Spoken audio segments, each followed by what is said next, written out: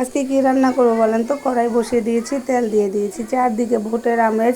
আমরা গতকালকে থেকে সবজি সব কিছুই দেখছি দাম বেশি। আস্তে আস্তে ভোট দেওয়া হচ্ছে, যাকে যোগ্য মনে করছে তাকেই ভোট দিচ্ছে। কিছুক্ষণ সময় পর আবার গণনাও শুরু হয়ে যাবে। এদিকে আমি রান্না করছি মাথার মাংস বুটের ডাল দিয়ে।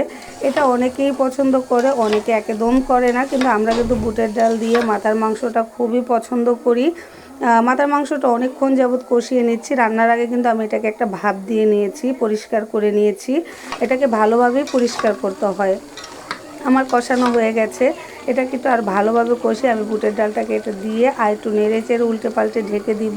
ঢাকনাটা খুলে আবার এটাকে উল্টে পাল্টে নেড়ে চেড়ে আমি পরিমাণ মতো পানি দিয়ে দিব। এটা খাওয়া যতটা সোজা, রান্না করাটা কিন্তু এত সোজা না। এটা খুব আস্তে আস্তে সময় নিয়ে রান্না করতে হয়। আর রান্না বান্না সবাই কম বেশি আমরা পারি, কেউ একটু বেশি কেউ একটু কম, কারোটা একটু বেশি মজা কারোটা একটু, কিন্তু নিজের লোকের রান্না সবার কাছেই ভালো লাগে।